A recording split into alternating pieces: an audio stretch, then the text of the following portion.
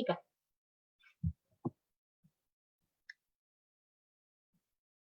Ya. Ahí se está abriendo. Se está abriendo.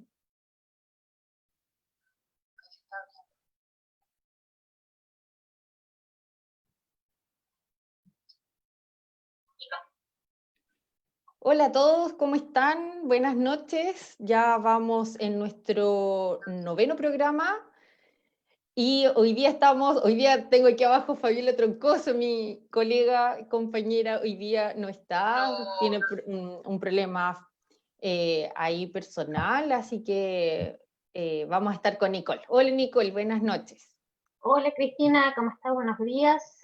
Le mandamos un abrazo bien grande a nuestra tercera chica súper poderosa que hoy no nos puede acompañar, pero va a estar presente con nosotros todo el programa. Exactamente, y hoy día, así que va a ser un día un poco más loco, un poco más extraño, porque estamos compartiendo las funciones entre nosotras dos, así que por eso ahí les vamos a pedir un poquito de ayuda también. Por favor, compártanos todos sus comentarios por Facebook, los vamos a estar leyendo. Y hoy día tenemos una tremenda invitada, así que les adelantamos que va a estar con nosotros hoy. Va a ser una local, la doctora Marta Werner, que es epidemióloga y académica de la Universidad de Concepción. Nicole, hoy día tú nos tenías algunos datitos por ahí, al parecer. Bueno, Cuéntanos. como siempre, en la primera parte de nuestro programa vamos a revisar algunos datos nacionales y también regionales y comunales. A ver si me ayudas con los gráficos. Para allá voy. Para allá voy, para allá voy. Vamos en camino. Vamos en camino, vamos en camino. Vamos a aprovechar de compartir en Facebook para que nos puedan ver más auditores, nos puedan, ¿cierto?, seguir en el programa de La Botica. Parece que nos están viendo bastante.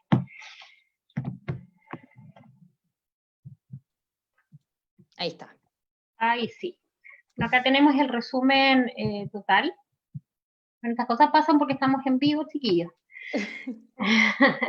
Bueno, tenemos el total de casos confirmados. Estos datos son extraídos desde las páginas oficiales del Ministerio, del MinSal, y tenemos, ¿cierto?, el total de casos confirmados acumulados que llevan en 303.083 casos, para ser más exacta.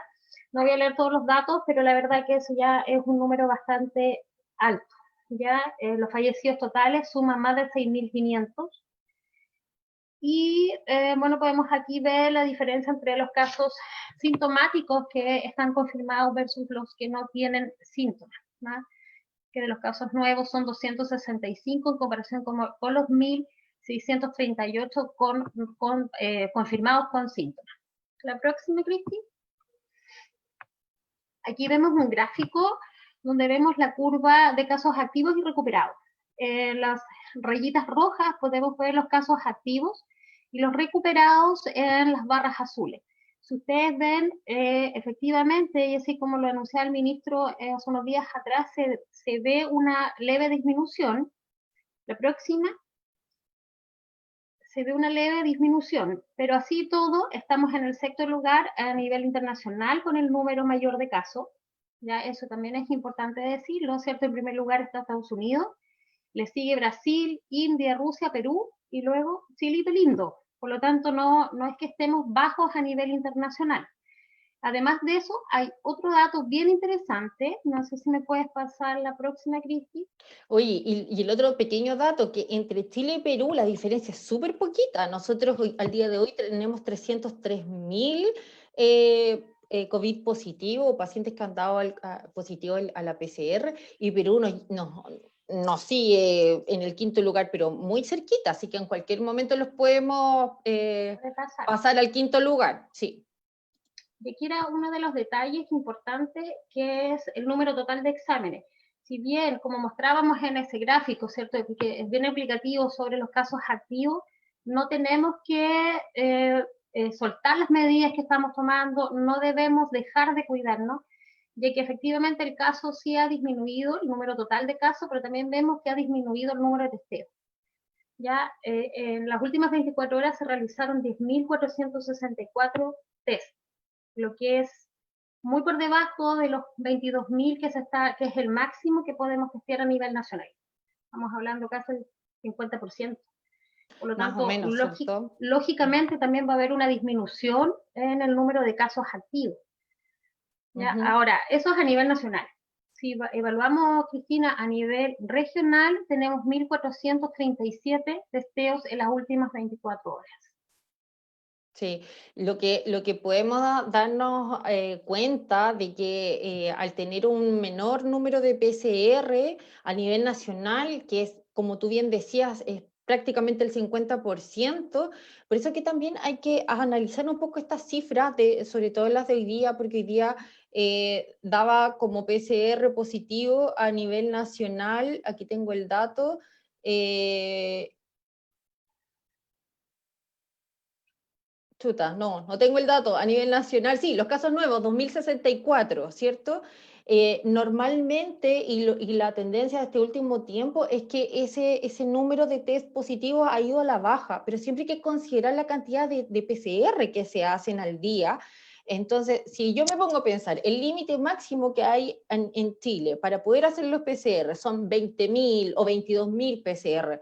Si yo logro hacer esa cantidad de PCR, por lo tanto, los pacientes positivos serán 4.000 o se seguirá manteniendo, lo más probable es que sí, porque la positividad en Chile está, como dice ahí mismo en la gráfica, ¿cierto? Está cercano al 20%. Entonces, ese número es el que hay que siempre tener en cuenta y mirar, ese 20%. Si ese 20% empieza a disminuir, ahí sí podemos respirar tranquilamente de que la cosa va mejorando. Pero mientras ese porcentaje de positividad va cercano o sobre el 20%, es porque la cosa está más o menos nomás. Todavía no podemos estar tranquilos ni bajar la guardia. Esperemos, y así estamos, yo creo, todos esperanzados en que esto sí efectivamente esté a la baja, pero todavía no podemos cantar victoria y decir que hemos pasado, que estamos disminuyendo la curva, porque para marcar una tendencia tenemos que, como bien dice Cristina, analizar todos estos datos y no solamente el número de casos por sí solo. Entonces, puedes pasar a la próxima. Bueno, acá es la cantidad, es un gráfico que grafica la cantidad, ¿cierto?, de exámenes, y ahí se puede ir viendo cómo es variable la cantidad de test que se toman diarios. Pero sí va un poco a la baja. Tenemos ahí en el máximo, que fue en junio, sí, es como el 4 de junio, tenemos casi 22.000. Ya se tomaron casi 22.000 exámenes en 24 horas. Mientras que en el último, vemos la última barrita del 8 de julio, el reporte de hoy día, tenemos un poco sobre los 10.000. Por lo tanto, es bastante la diferencia. Sí. Estos son datos, vuelvo a repetir, que son datos del Ministerio de Salud. Ahora, mi reflexión va, que yo vi estos datos hoy día, igual me llamó bastante la atención, es, ¿se están limitando la cantidad de PCR que se hacen, por una parte, o hay menos consultas de los pacientes para la solicitud de estos tipos de exámenes, o de verdad que bajó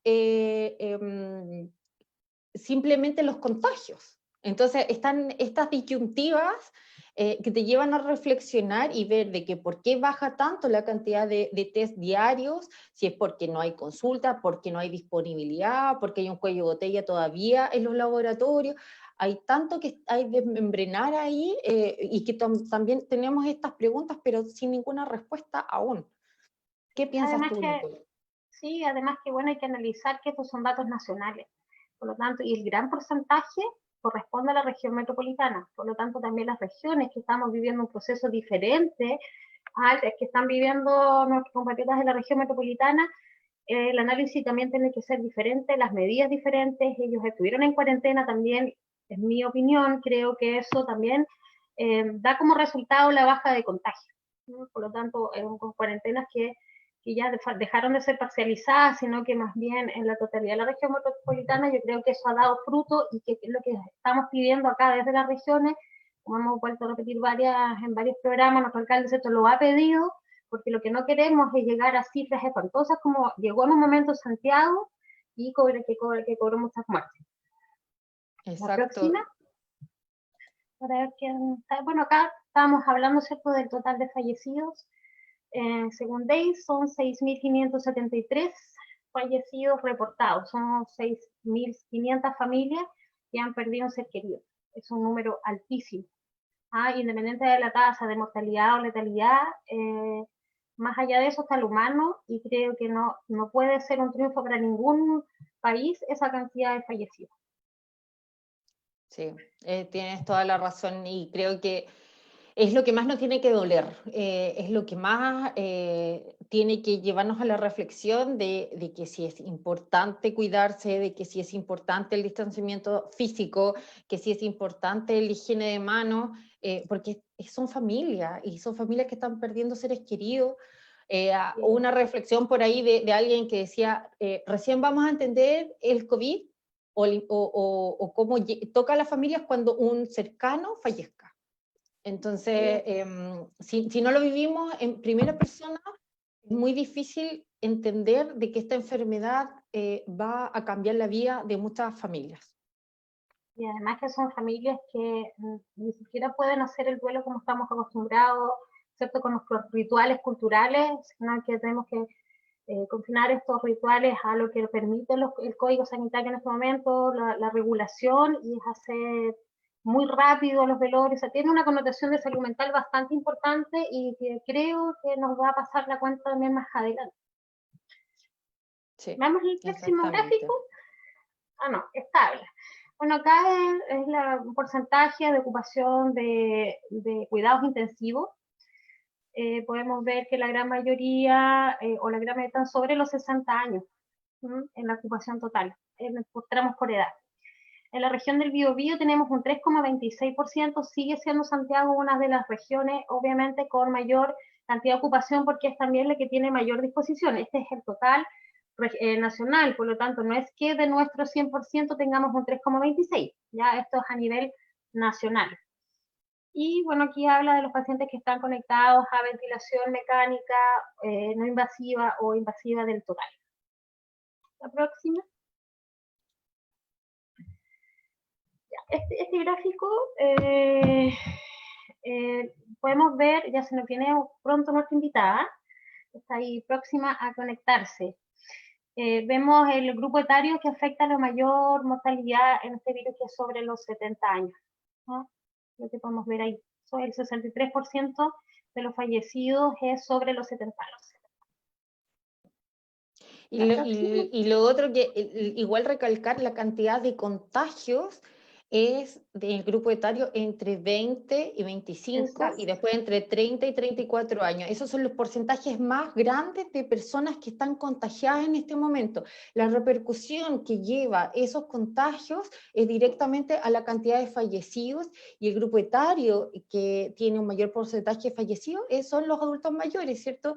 Entre los 60 y los 80 años es donde hay un mayor porcentaje de fallecidos. Entonces, la reflexión nos lleva a cuidar a nuestros adultos mayores, a cuidar a nuestros papás, a cuidar a nuestros abuelitos, a cuidar, a evitar también. Hoy día vi una gráfica muy potente que decía, no más cumpleaños, evitemos los cumpleaños para salvar vidas. Yo creo que eso es algo que nos repercute a todos, porque son los cumpleaños de nuestros familiares, de nuestros amigos, de nuestros seres queridos, pero evitar esos cumpleaños con el distanciamiento físico salva vidas. Yo creo que esa es como la idea final de todo esto.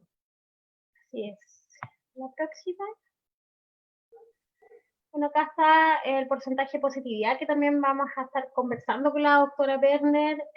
Los PIC, comentábamos, ¿cierto?, de que estaba cerca del 19% y que estuvo, digamos, ha ido un poco a la baja, que vamos a preguntarle a la doctora en más detalle, que nos cuente un poco los detalles de la positividad. Y este es un gráfico que grafica o muestra, ¿cierto?, las regiones que tienen menos de 15 casos por 100.000 habitantes. Y entre eso está la región del Biobío. Bueno, comentarles que en la región del Biobío hay 7.816 casos totales acumulados, en la provincia 5.036, y en nuestra querida comuna de Concepción 1.138 casos acumulados. Y bueno, y aquí vemos que ya llegó nuestra invitada el día de hoy. La voy a presentar. Ella es la doctora Marta Werner, es médico cirujano, magíster en epidemiología, es una reconocida salubrista de nuestra región, docente del Departamento de Salud Pública de la Universidad de Concepción. Dentro de su larga trayectoria, ¿cierto? A pesar de Muy que se querida ve también joven, acá, muy muy querida. querida, ¿cierto? En la región, fue Seremi de Salud, encargada macrozonal de FONASA, y por ahí me soplaron un muy conocido de usted por ahí, que estuvo presente en el manejo de la influenza H1N1 en el año 2009.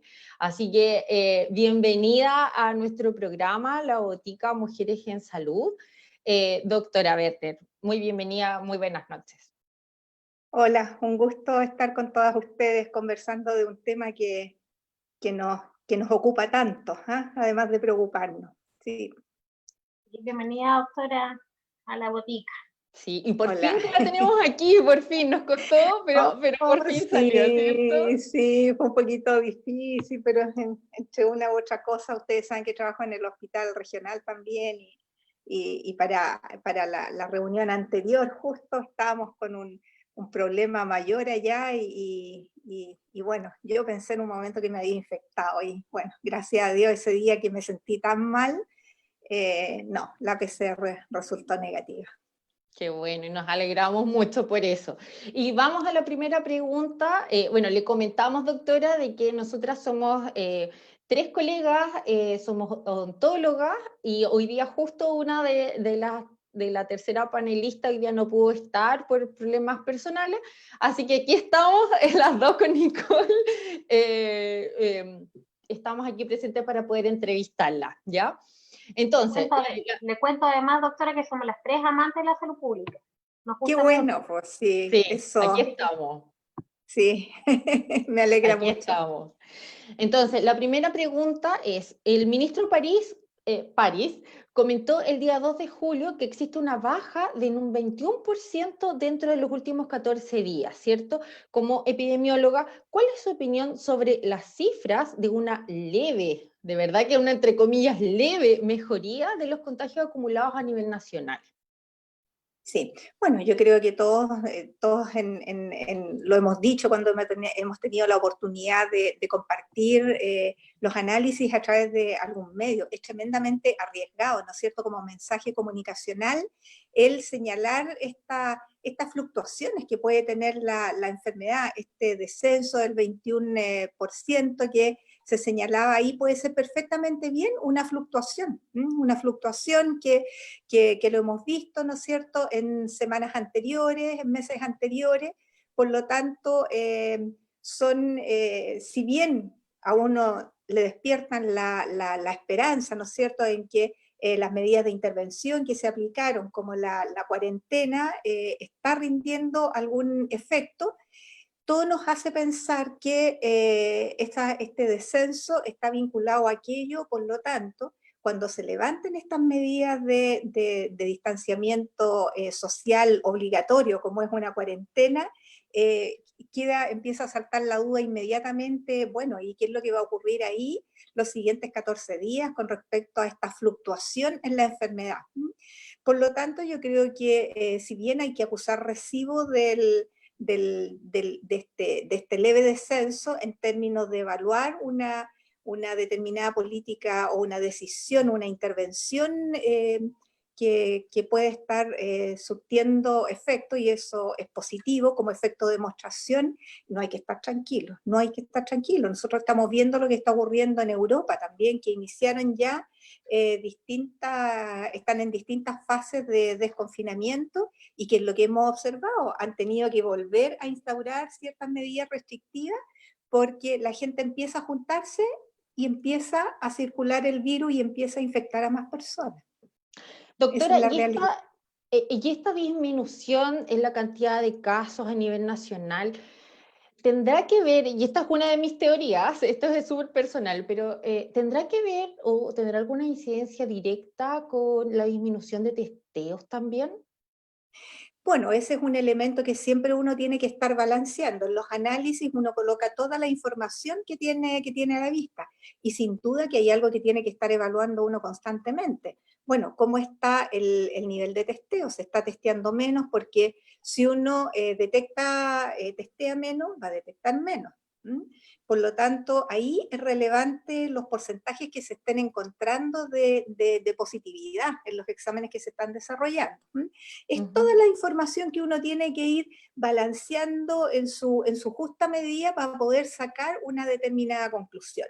Pero sin duda que es claro, son una determinada tendencia, puede ser perfectamente bien multifactorial, pero que es lo que uno obviamente espera vinculado a una intervención tan drástica como se hizo en la región metropolitana, que es donde estaba la incidencia muy, muy alta, espera uno tener algún efecto.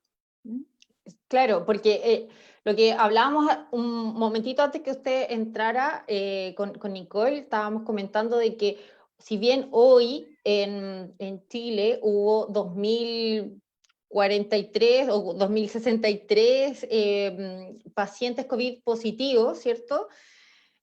Vemos también la cifra de la cantidad de testeos a nivel nacional, que prácticamente disminuyeron un 50%. Hoy día se hicieron 10.000 y fracción de 60 y algo. PCR. Entonces, la relación directa entre la cantidad de contagios versus la cantidad de testeos, ahí también nos dice algo. O sea, si subimos al doble la cantidad de testeos, ¿subirá al doble la cantidad de confirmados? Entonces, Bueno, queda como esa sensación.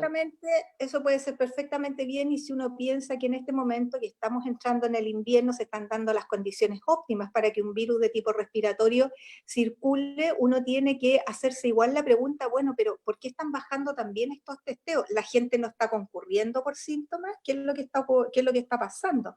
Porque acceso en términos de disponibilidad del testeo existe.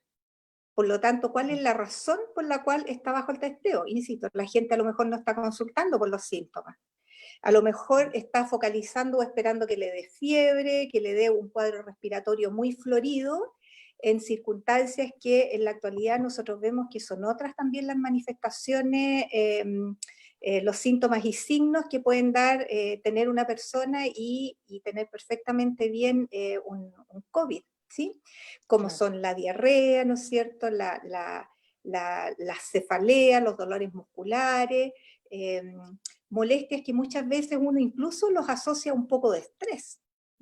Entonces, la diarrea, por ejemplo, es un signo bastante frecuente que hay que, yo creo que estar tremendamente alerta a ver si es que tiene una explicación o no la tiene, o sencillamente apareció la diarrea de la nada o asociada a alguna infección que parece un poco viral, con cierto malestar de la vía respiratoria alta. Eso uno tiene que hacerlo pensar en un COVID. ¿Sí? Y ahí está el tema, la tarea, pues la tarea también que tenemos nosotros como personas integrantes de la población, que formamos parte de la población, si es que tenemos alguna sintomatología, consultar. Porque si consultamos, probablemente nos van a testear. Así es que ahí también hay un elemento importante y uno tiene que tratar de explicarse, bueno, ¿por qué no hay más testeos? No es que no haya disponibilidad de kit. Entonces, ¿la gente estará consultando menos? Eso también hay que revisarlo. Y de ahí surge la necesidad, ¿no es cierto?, que pudieran, sobre todo desde la atención primaria, focalizar algunas búsquedas, unos testeos dirigidos, una búsqueda activa de pacientes en territorios que a lo mejor, por ejemplo, no han sido testeados, por la razón que sea, no han sido testeados. Entonces, esa búsqueda activa probablemente es la que va a tener que empezar a hacerse en algún momento, ¿sí?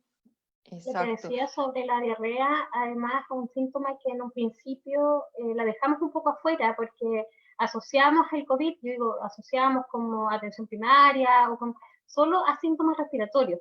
Y seguimos hablando un poco con digamos, con ese esquema, y la diarrea es bastante frecuente, no es tan aislado.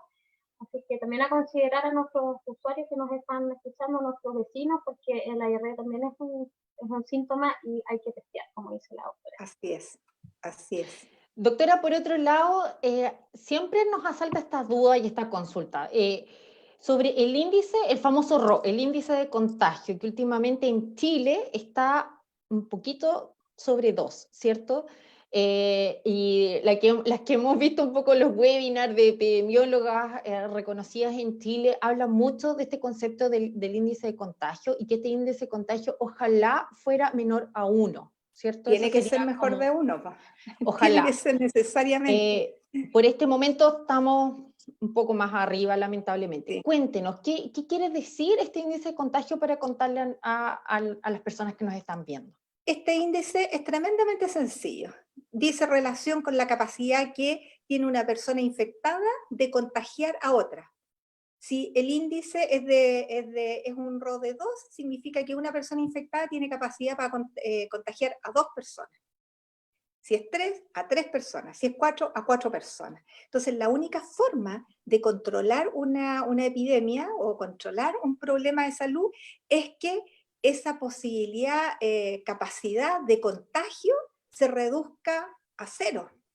Entonces, obviamente, cuando se dice tiene que ser menor de 1 y tiene que acercarse a 0, porque si es 1, es que yo tengo la capacidad de contagiar a otra persona, ¿sí? Y voy a mantener probablemente ahí una curva, ¿no es cierto? No tan en ascenso como a la posibilidad que yo tengo si estoy contagiada de contagiar a otras 2 personas, que fíjense el efecto que va produciendo, un efecto exponencial tremendo, ¿sí? Entonces, ¿cuál es la idea? Es que ese valor sea inferior a 1 y se acerque obviamente a 0. Que en el fondo, ¿qué es lo que está traduciendo? Que una persona infectada es capaz simplemente de controlar la enfermedad en sí misma y no transmitirla a otros. ¿Sí? Eso habla de la tremenda efectividad que puede tener el aislamiento que se instaure. ¿Sí? Eso es básicamente. Yo estoy referente al aislamiento. Bueno, vimos que en Santiago se toman estas cuarentenas dinámicas. A su juicio, ¿cómo evalúa usted las medidas tomadas en comparación con otros países? Especialmente en Santiago, viendo ahora que sí dieron resultados medidas un poco más estrictas, a mi juicio. Estamos adelante un poco la respuesta. ¿Cuál es su visión sobre estas medidas tomadas? Bueno, yo creo que estas cuarentenas dinámicas que se instauraron acá en Chile, eso es importante señalarlo, no hay Cuarentenas a la experiencia chilena, mundial. escuchábamos por ahí alguna vez. Claro, no hay una experiencia mundial en este aspecto, salvo la chilena. Y yo creo que las primeras cuarentenas que se instauraron fueron bastante efectivas. Estoy pensando en la cuarentena que se instauró en Chillán, por ejemplo, y otras cuarentenas en el sur que fueron tremendamente efectivas. La cuarentena incluso que se implementó en Caleta Tortel, ¿sí? Sí. ¿Se acuerdan? Una Sí. que quedó ahí. Fueron tremendamente, digamos, buenas, bastante oportunas, porque cuando uno ve la tendencia del brote, específicamente de Chillán, de la región de Ñuble, uno puede ver y puede ahí marcar perfectamente bien cuándo se instauró esta medida de distanciamiento y que fue tremendamente efectiva. Bueno, lo que pasa es que una medida de esta naturaleza tiene que ir acompañada sin duda de otras medidas de corte social, porque si no la gente va a tener que salir, va a usar todos los permisos que sean necesarios a los que pueda acceder y va a salir a exponerse. Una persona, uno tiene que asegurarle que pueda, que no tenga que salir por sustento, ¿sí? Que no tenga que salir por alimentación, que no tenga que salir por medicamentos, por ejemplo. Entonces, todas esas medidas, de alguna manera, tienen que ser implementadas previa a una cuarentena para que la cuarentena sea exitosa y para que la cuarentena tenga el efecto que esperamos. Que yo creo que aquí en Chile nosotros hemos visto buenas experiencias con esta cuarentena, específicamente en estos lugares que menciono. Y la región metropolitana, al parecer, está teniendo también un impacto positivo. Pero bueno, hay que cruzarlo también con otros factores, como los que estábamos hablando, esto, bueno, cómo está el testeo, cómo está la consulta de las personas también, cómo está esta búsqueda activa, bueno, todos elementos que al momento yo diría que han tenido un efecto positivo, sí. Yo creo que es innegable aquello. Pero la magnitud de ese efecto, yo creo que en Chillán uno lo puede ver muy bien representado. La metropolitana yo diría que está todavía por verse. Yo escuchaba en un webinar, no me acuerdo cuánto, me parece que en la Universidad de Chile, a un saludista que decía que esta cuarentena en la región metropolitana podrían haber causado que emigraran desde comunas que tenían mejores condiciones socioeconómicas a comunas más vulnerables. Y por eso el cambio. Yo no sé si usted comparte esa visión, por ejemplo. A ver, sin duda que el avance de la epidemia hacia zonas mucho más vulnerables, de mayor pobreza, de mayor hacinamiento, en donde estos determinantes sociales de la salud uno los palpa, ¿no es cierto? Y los ve ahí digamos, tan dramáticamente representados, es un factor que elevó completamente la epidemia, que produjo el estallido que nosotros estamos observando, y sin duda que en esos territorios el desafío va a ser siempre mucho mayor por contener, porque la medida de distanciamiento físico, porque la cuarentena está dentro de ese pilar, digamos, es uno de los 3 pilares que va a ayudar a controlar esta pandemia. Se pueda mantener, se haga sostenible en el tiempo. O sea, todo avance hacia territorios que son más vulnerables, socialmente, socioeconómicamente más desfavorables, el comportamiento va a ser de mayor mortalidad, de mayor cantidad de casos, de un RO que va a ser mucho más alto, ¿no es cierto? Sin duda. ¿Sí? Doctora, y como recomendación, porque sabemos además que usted es en parte de la mesa de expertos acá de Concepción, invitada por la municipalidad, ¿qué medidas usted recomienda o han conversado, digamos, en esta mesa con las autoridades? Por ejemplo, como se está viviendo una cuarentena aquí en Concepción. Bueno, yo la verdad es que el tema de la cuarentena, lo que lo he dicho en todo momento, para una cuarentena hay que prepararse. Para una cuarentena un municipio tiene que estar preparado, tiene que tener identificados sus territorios, tiene que saber hacia dónde va a canalizar todas las ayudas que necesitan ser canalizadas. Yo creo que eso como elemento fundamental. Ahora, si nosotros en concreto acá en la región observamos cómo ha ido presentándose la ocurrencia de casos nuevos, nosotros el pic mayor de casos nuevos, la verdad que lo observamos hacia fines de junio. Hacia fines de junio es cuando tenemos la mayor cantidad de casos por día dentro de la región. Ahora nosotros sabemos que la región lo que hace es concentrar la información de todas las comunas que lo componen. Por lo tanto, es importante mirar en forma más detenida lo que ocurre en cada una de las comunas. Y hay comunas sin duda que están con problemas serios. Nuestra comuna también ha tenido, la comuna de Concepción ha tenido un ascenso importante. Yo de verdad lo señalo, yo no sé si es un ascenso que amerite aquí en Concepción una cuarentena. ¿Sí? Algún nivel de limitación, de restricción probablemente, pero en este momento yo la verdad que no me atrevería a decir que la medida por excelencia ahora, la que tiene que tomarse, es una cuarentena. Pero sí tenemos que prepararnos para aquello. No podemos pensar... ¿Ah? Comenzar a trabajar para una posibilidad. Hay que pensar que la cuarentena en algún momento, si no es ahora, puede ser necesaria en un mes más. Pensemos que vamos entrando al invierno recién. Puede ser necesario en un mes más, entonces todo el trabajo previo, todo el trabajo que se realice ahora va a contribuir a que la cuarentena, si es que tiene que realizarse en una comuna como Concepción, sea efectivamente exitosa, porque el sacrificio es para todos y para todas.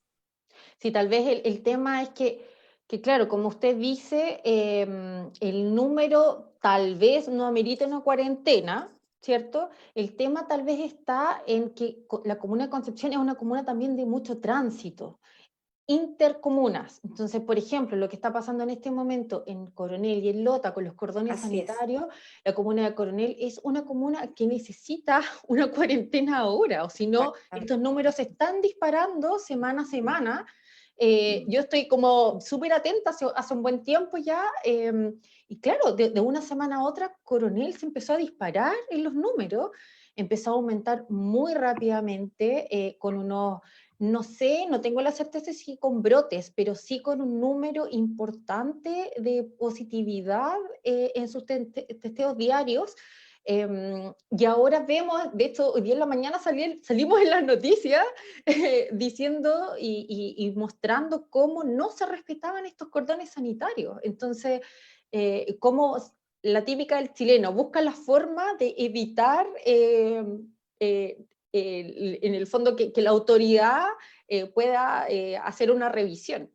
Y Claro. buscaba estas alternativas de camino y todo. Entonces, tal vez desde ese punto de vista podría llegar a ser necesario, como Concepción una comuna de tránsito, intercomunas, ¿cierto? Sí, Entonces, sí. porque estamos mirando muy atentamente Coronel, muy atentamente Talcahuano, muy atentamente Lota, San Pedro, nuevamente, San Pedro, sí.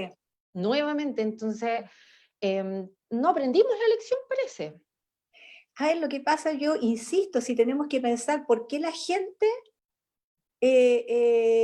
viola las medidas que se están recomendando. ¿Por qué vulnera un cordón sanitario y no quiere irse por donde tiene que circular para ser sometido a los controles que corresponden?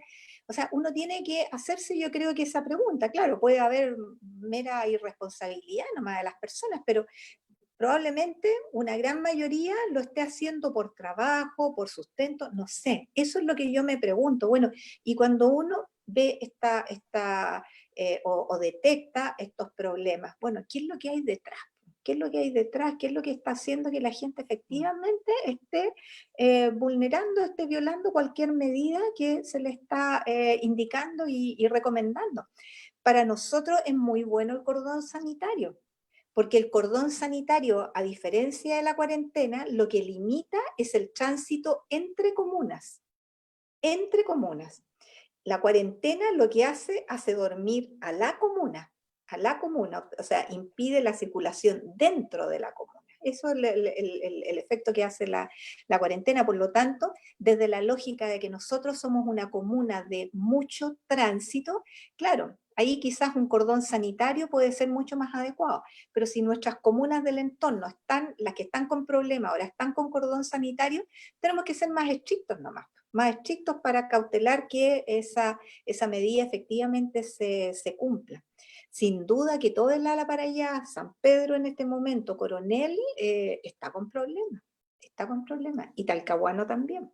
Doctora, pero en ese sentido los cordones sanitarios que se han implementado, por ejemplo, acá en la Comuna de Concepción, van relacionados a feriados largos, pero no en forma constante, por ejemplo. Sí, sí, claro, claro. Son cordones, sí, son cordones. Lo que pasa es que lo que se está cordonando en este momento, por lo que estamos presenciando, nosotros estamos observando, se están acordonando los territorios que están con problemas, ¿ya? Para limitar en el fondo el tránsito de esa comunidad con otras comunas, ¿sí? No dentro del territorio, ¿sí? Por lo tanto, desde esa lógica uno dice, esa es la mejor medida para proteger otras comunas también que son vecinas. Pero lamentablemente, desde que no se entiende, a lo mejor falta explicar mucho mejor cuál es el sentido de aquello, y insisto, vuelvo a lo inicial, o sea, uno igual tiene que hacerse la pregunta por qué la gente está vulnerando una determinada medida, porque no creo que sencillamente quieran infectarse, o deberán ser los menos, uno espera. Pero sí, bueno, el tema de la cuarentena en Concepción ha habido mucha demanda por aquello de parte de gente profesionales que hacen seguimiento de las tendencias del comportamiento de la enfermedad, pero eh, hay que pensar que una cuarentena es dura. Hay que pensar que una cuarentena es dura. O sea, es una medida extrema que hay que obviamente prepararse para ello. Doctora, bueno, en esta última semana, la atención primaria estamos trabajando, ¿cierto?, en la trazabilidad, en el contacto, de los contactos estrechos, las notificaciones. ¿Cuál es su posición o qué cree que es cuál es el rol de la atención primaria en esta pandemia? A mí me parece que el rol de la atención primaria es fundamental. Lo que yo lamento es que no haya sido un actor pero protagónico desde el primer momento. Yo de verdad lo lamento mucho porque quien mejor conoce su territorio son los equipos de la atención primaria. Y fíjense que para todos estos elementos que son importantes a tener en cuenta frente a una medida tan drástica como es la cuarentena, quien mejor sabe cuáles son sus grupos más vulnerables, quiénes son sus pacientes crónicos a los cuales les tienen que asegurar sus medicamentos, a quienes ya saben quiénes son los que a lo mejor van a tolerar el encierro en el contexto de una cuarentena en forma más, no la van a soportar bien, por lo tanto irán con los medicamentos, con el soporte que sea necesario en la atención primaria. Entonces, desde esa perspectiva, desde la perspectiva de una medida de distanciamiento físico que se pudiera tomar en algún momento como la cuarentena, así como la identificación temprana de los casos es fundamental. Es fundamental. A donde llega una persona que tiene síntomas o a donde debiera llegar una persona sintomática en primera instancia es a su establecimiento de salud, es a su centro de salud, a su CEFAM, ¿sí? Y ahí debieran, adoptarse obviamente todas las medidas en términos de tomar el examen, dejar a la persona en aislamiento mientras el resultado del examen está, y ya empezar a rastrear a los contactos, a los contactos de esa persona que básicamente yo diría que no demoran más de 24 horas en estar los resultados en la atención primaria. No sé, Nicole, a lo mejor tú tienes alguna información más certera de esto, pero nosotros en el día, porque yo estoy viendo todos los resultados que llegan al laboratorio del Guillermo Gran Benavente, y en el día están los resultados. En el día están los resultados. Entonces, al final, a las 24 horas, máximo a las 48 horas, un profesional de la atención primaria sabe que su paciente está infectado o no está infectado, y si está infectado puede inmediatamente empezar a trabajar sobre la identificación de sus contactos, y son quienes mejor saben si es que su paciente, el caso o las personas que eventualmente van a quedar en cuarentena, tienen las condiciones en el hogar para poder cumplir su aislamiento en la cuarentena, o van a requerir una residencia sanitaria. Entonces, porque uno puede a lo mejor preguntarle al paciente si se comunica con él por teléfono, para trazarlo telefónicamente, pero la atención primaria lo puede ir a visitar a su domicilio y puede saber si cumple o no cumple con las condiciones. Puede verificar que las personas que están en cuarentena o que están en aislamiento lo están cumpliendo efectivamente en su hogar, por ejemplo. Entonces, yo creo que el rol que se le está entregando en este momento a la atención primaria, lamentablemente llega muy tardío, porque era un actor protagónico del día 1. Quizás, doctora, las estrategias ministeriales se centraron mucho en los hospitales, en la atención de mayor complejidad, los ventiladores mecánicos, que si bien obviamente son un aporte y van a quedar como aporte a la red, que nadie lo puede desconocer, a mi sentir se perdió tiempo valioso reforzando solo a nivel hospitalario. Digo solo porque lógicamente tenía que pasar también. No sé qué opina ahí sobre eso. No, totalmente, totalmente. O sea, en el fondo lo que se dice, se focalizaron todos los esfuerzos en el último,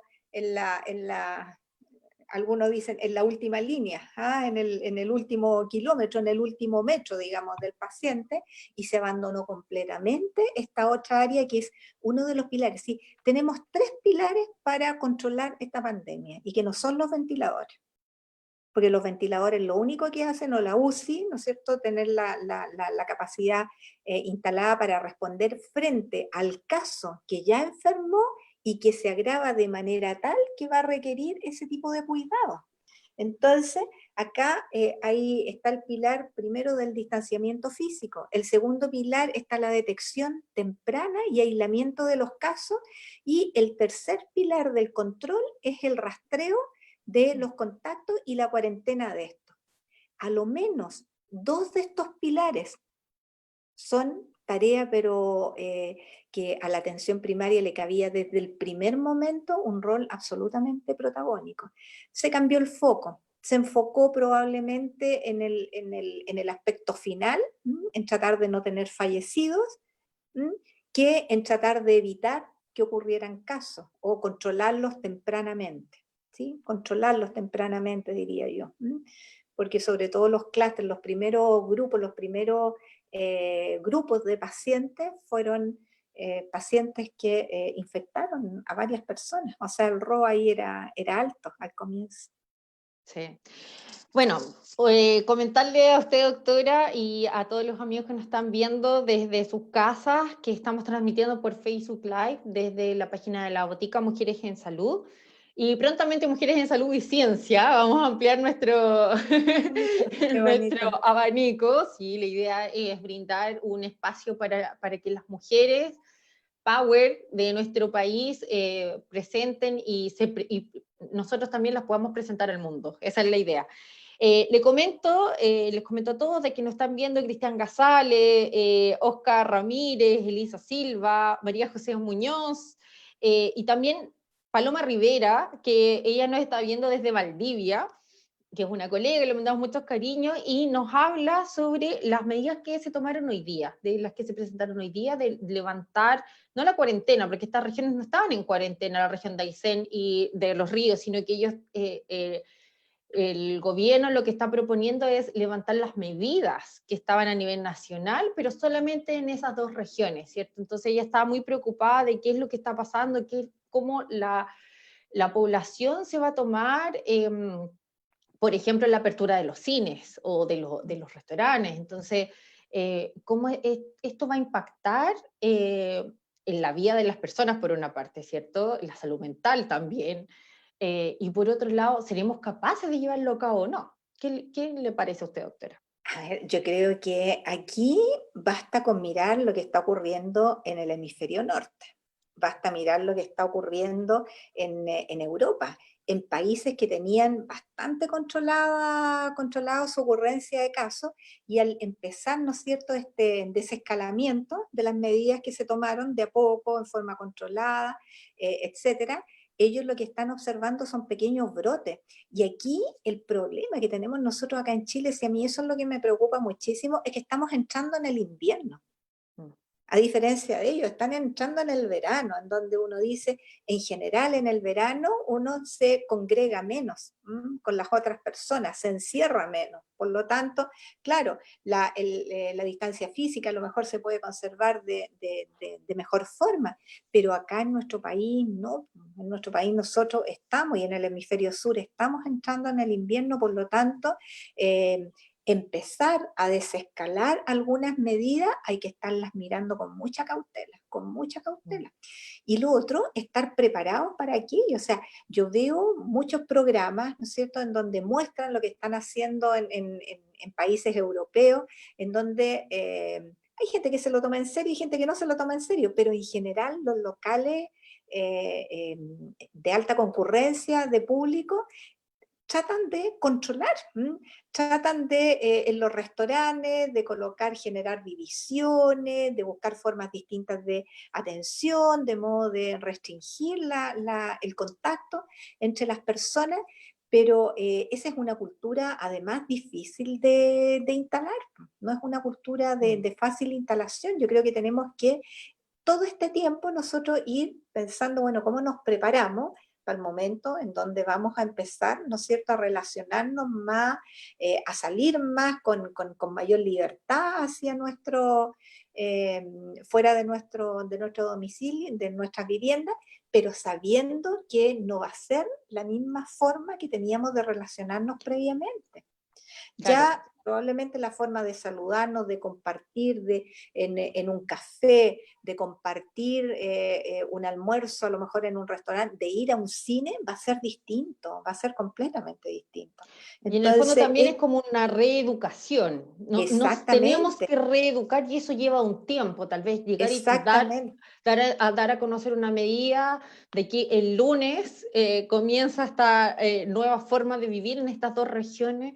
Ahora Bueno, bien, a ¿la mí gente eso, entenderá eso? sí, a mí eso es lo que me preocupa. Yo por eso digo, si aquí no se trata de que escuchemos la noticia y hoy día nos informan que Concepción entra en cuarentena y por lo tanto partimos todos a prepararnos. No, tenemos que hacerlo con tiempo. Y también estas medidas de desescalamiento tienen que hacerse con tiempo. O sea, la gente, uno tiene que empezar a prepararse. Y uno debiera ver una campaña comunicacional en este momento, y eso yo siento que ha faltado Que no hay. mucho, una buena campaña que nos diga, bueno, ¿cómo tenemos que empezar a relacionarnos? Si usted va al cine, hágalo de tal forma. Si usted va a... Este no es el momento probablemente de hacerlo, pero sí tener diseñada una planificación que nos ayude a el momento en que tengamos de salir, bueno, ¿cómo nos vamos a relacionar? Ujú. Y claro, es riesgoso una medida en el sur del país, que uno la puede entender en el sentido de que la gente necesita también salir, pero necesita salir sabiendo que tenemos que relacionarnos de otra manera. ¿Mm? Existen también reportes y evidencia científica a nivel mundial sobre algo que por lo menos a mí me llama mucho la atención y he tratado de estudiar un poquito más, que es sobre los pacientes asintomáticos y también, por otro lado, los pacientes supercontagiadores. Bien es conocido Sí. el caso de la famosa paciente 31 en Corea del Sur, que contagió casi a 1000 personas, ¿cierto? Y otro caso también en Estados Unidos del famoso coro, que eran 60 personas en un coro, de las cuales 52 salieron COVID positivo. Eh, ¿Qué nos puede usted... Ay, perdimos a la doctora. Ahí está. ¿Qué usted Sí. nos puede Cine. contar acerca de estos tipos de casos, de los pacientes asintomáticos y por otro lado de los supercontagiadores? Bueno, nosotros acá hemos encontrado a varios pacientes asintomáticos porque hemos tenido que testear. ¿Ah? No es secreto para nadie que hemos tenido un brote importante en nuestro hospital, ¿m?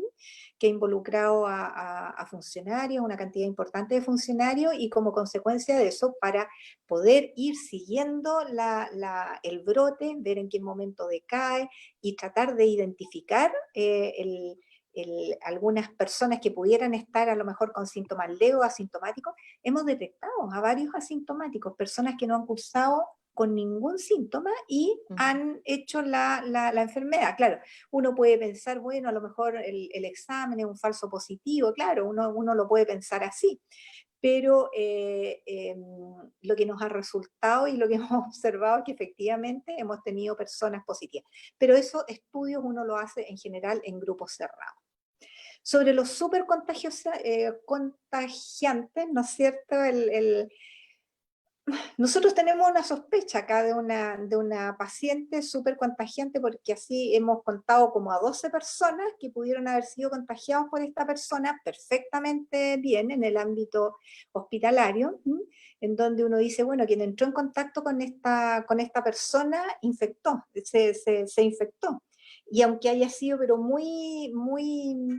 digamos, muy corto, muy breve el contagio, y no hay otra posible fuente para estas personas que nosotros tenemos ahí analizada y estudiada.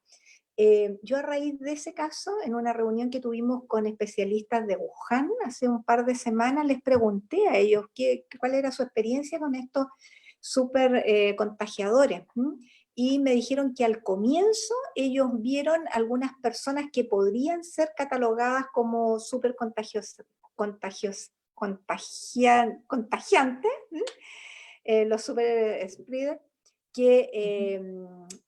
pero que se dieron en el contexto de pocas medidas de control inicial, de aislamiento. Ellos no volvieron a ver nadie que pudieran ser catalogados de supercontagiadores cuando las medidas de aislamiento del foco de la persona que tenía el cuadro se produjo, disminuyó inmediatamente la posibilidad de contagiar a muchas más personas que no fuera su grupo familiar más cercanos solamente. Entonces, eso ellos dicen que lo sospecharon al comienzo, pero después con estas medidas más extremas dejaron de ver estas posibles hipercontagiadores. Pero están descritos en la literatura, y al parecer son personas, y bueno, nosotros acá hemos visto este caso y la paciente tuvo la capacidad de contagiar a todas las personas, a las pacientes de su sala, por ejemplo. Y después un par de funcionarios que estuvieron en contacto así muy circunstancial con ellos también infectaron.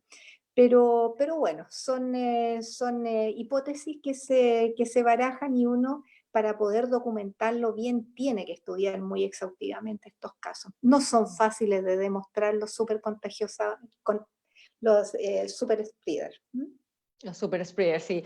Sí. Doctora, algo muy breve. Esta pandemia nos ha llevado también a estudiar qué ha pasado en el pasado, valga la redundancia, ¿cierto? Sí, sí. Y uno de esos estudios que todos hemos estudiado o leído algo es la famosa pandemia de 1918 de la gripe española, donde se documentó una segunda hasta una tercera ola.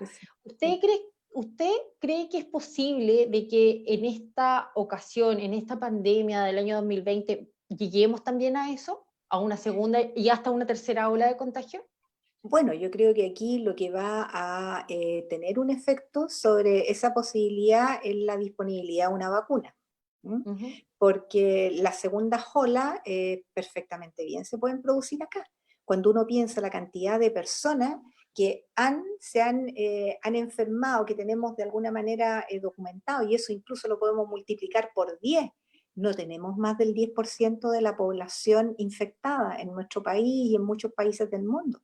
Por lo tanto, el margen todavía para que se generen segundas y terceras olas, dado la cantidad de susceptibles que tenemos, es muy alta. Es muy alta. Entonces no sería algo raro.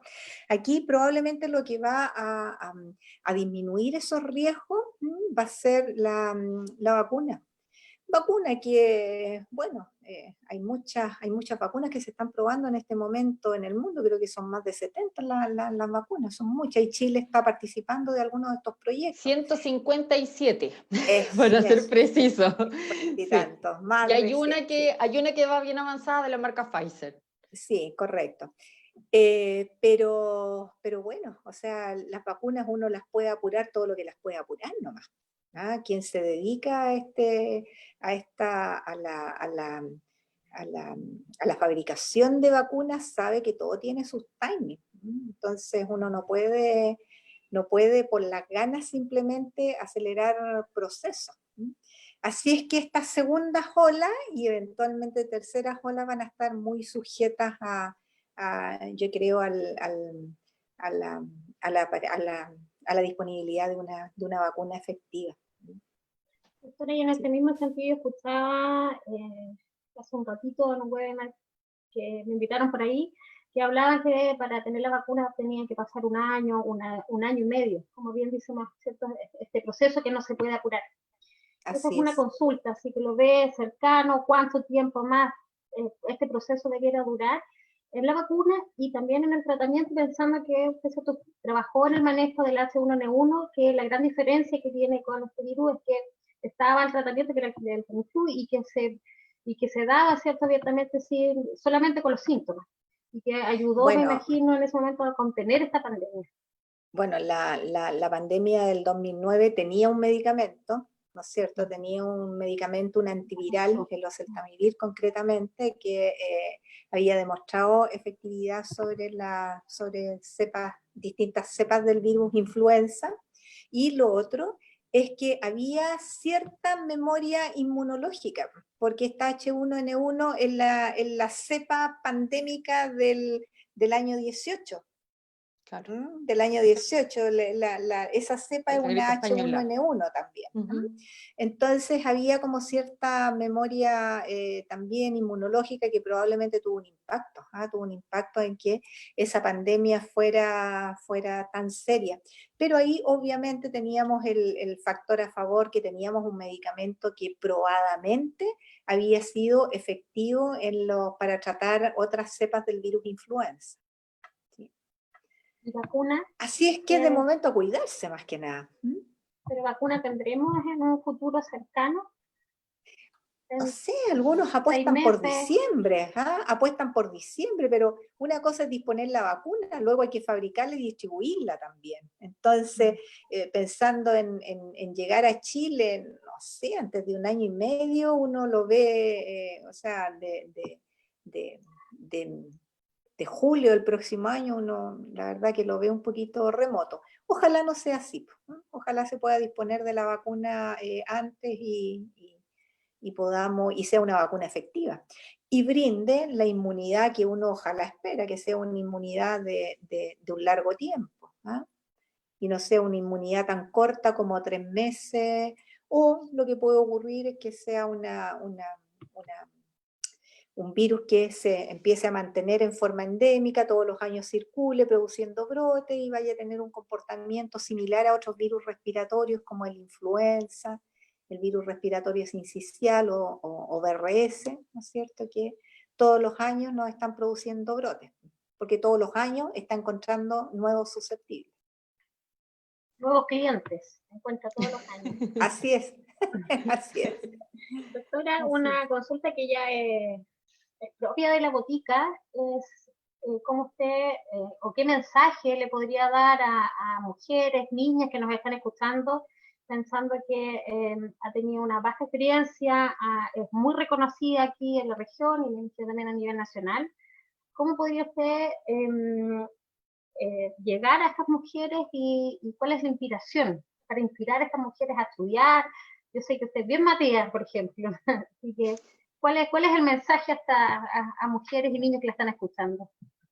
Sí, yo diría, bueno, cuando uno ve, ¿no es cierto?, toda la discriminación el menoscabo que sienten muchas mujeres por el hecho de ser mujeres, yo debo reconocer que me siento súper privilegiada porque he podido hacer lo que de alguna manera he querido hacer, pero he visto la dificultad de muchas mujeres para poder también realizar lo que sienten que es su sueño, por limitaciones muchas veces, y de verdad yo ahora me detengo a mirar con mucha detención por un tema de género. ¿M? Así que, ¿qué les diría yo? Que no se animen, que no se coloquen ninguna limitación, porque la principal limitación no está afuera, es la limitación que nosotras mismas nos ponemos muchas veces. Entonces uno a veces dice, no, no voy a ser capaz, no, si yo me comparo con otra persona no voy a poder, y si esa persona es del sexo masculino y uno ve muchos entornos en donde uno quiere participar, lo ve inundado por personas del sexo masculino. No nos pongamos nosotros esas limitaciones. Si yo quiero, yo debiera poder y debiera trabajar para que eso ocurra. Así que hay que animarse y no dejarse abatir uno, primero que nada. Y no uno colocarse las trabas antes que su entorno a lo mejor empiece a colocárselo. Así es que arriba nomás, hay que estudiar, sí, hay que estudiar, eso es importante, ¿sí? Porque si uno va a querer eventualmente, en la función que uno quiera tener, influir sobre otro, la responsabilidad es tremendamente grande. Y esa responsabilidad parte por el entorno a veces donde uno se mueve, el entorno familiar, el entorno de los amigos, el entorno del trabajo. Así es que animarse, no colocarse trabas por ningún motivo, a seguir adelante siempre. Muchas gracias, doctora. Muchas gracias por sus palabras, muchas gracias por su inspiración, muchas gracias por su dedicación a la salud pública en nuestra región, que de verdad que se agradece de corazón. Y nada, pues este es un espacio para usted, para seguir invitándola para más adelante, si es que tiene algo que comentarnos por ahí, si es que saca algún paper de un supercontagiador de la región del Biobío. Así que aquí está el espacio, muchas gracias por acompañarnos y queda cordialmente invitada para otra ocasión. Gracias, ha sido de verdad que un tremendo gusto conversar con ustedes. Así es que sí, pues, ahí cuando tengamos algún tema a lo mejor interesante que queramos conversar, sí, pues, ahí voy a Esperamos estar entonces, recurriendo a doctora. ustedes. Ya, un Está en su gusto. casa. Un abrazo, doctora. Muchas gracias. Muchas gracias, un abrazo también para ustedes. Muchas gracias, chao. Bueno, y nosotros Adiós. seguimos ya con la última parte de nuestro programa. y más que nada conversar brevemente sobre lo que pasó hoy día, sobre lo que comentó el ministro de Salud, sobre el desescalamiento en la región de Aysén y Los Ríos. Más que nada es lo mismo que conversábamos con nuestra invitada, con la doctora Werner, cómo también nosotros nos educamos, cómo nos vamos educando acerca de este desescalamiento, más que desconfinamiento. Estas eran regiones que no estaban en cuarentena, simplemente estas regiones tenían estas reglas que están a nivel nacional, y una de ellas era que se va a comenzar con la apertura de los cines, con la apertura de los restaurantes, ya se pueden hacer algunas invitaciones más grandes, se pueden invitar a familiares también. Entonces, más que nada es cómo estamos preparados o estamos preparados. Esa es más que nada como la invitación a reflexionar y cómo nos vamos preparando también. ¿Cierto, Nicole? Uy, parece que perdimos a Nicole ahí. Parece que la perdimos. Bueno, y más que nada invitarlos también para nuestro próximo programa del próximo miércoles a las 20 horas. Tendremos de invitada a Paulina Astroza, ella es abogada y doctora en ciencias políticas de la Universidad de Concepción. Así que poco a poco ya nos empezamos a ampliar a todo lo que tiene que ver con ciencias. Así que eso, amigos, los invitamos para la próxima semana y muchas gracias. Que estén muy bien.